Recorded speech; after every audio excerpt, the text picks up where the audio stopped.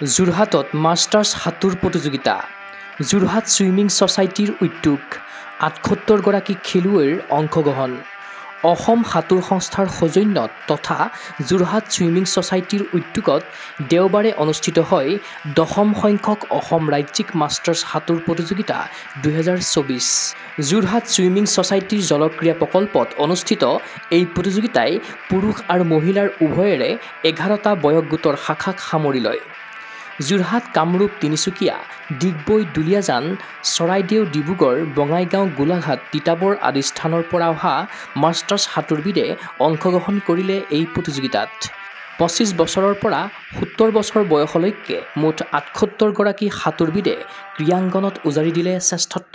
প্ৰতিযোগিতাখনিৰ আৰম্ভণিতে অসম সাঁতোৰ সংস্থাৰ পতাকা উত্তোলন কৰে অসম সাঁতোৰ সংস্থাৰ উপসভাপতি দেৱকুমাৰ হাজৰিকাই।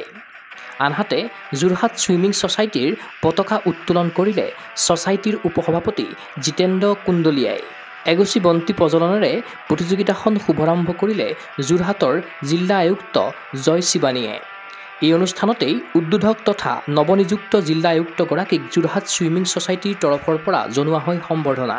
সুমন্ত কুমাৰ দাসে আঁতধৰা বঁটা বিতৰণী অনুষ্ঠানত উপস্থিত থাকিল যোৰহাট ছুইমিং ছ'চাইটিৰ উপসভাপতি জিতেন্দ্ৰ কুণ্ডলীয়া, প্ৰণৱ বৰঠাকুৰ, ত্ৰিদীপ দত্ত, ৰাজীৱ শৰ্মা, প্ৰাক্তন মহকুমা ক্ৰীড়া বিষয়া ৰাজেন গোহাঁই, ছ'চাইটিৰ প্ৰশিক্ষকসকল।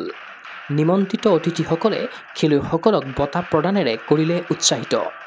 ইফালে প্ৰতিযোগিতাখনৰ সফল পৰিসমাপ্তিৰ বাবে অসম সাঁতোৰ সংস্থাৰ সকলো বিষয়ববীয়া, বিভিন্ন জিলাৰ পৰা অহা সকলো প্ৰতিযোগী আৰু যোৰহাটৰ ক্ৰীড়াপ্ৰেমী ৰাইজক যোৰহাট ছুইমিং ছ'চাইটিৰ হৈ সভাপতি ৰক্তিম শইকীয়া আৰু সম্পাদক দেৱকুমাৰ হাজৰিকাই জ্ঞাপন কৰিছে কৃতজ্ঞতা।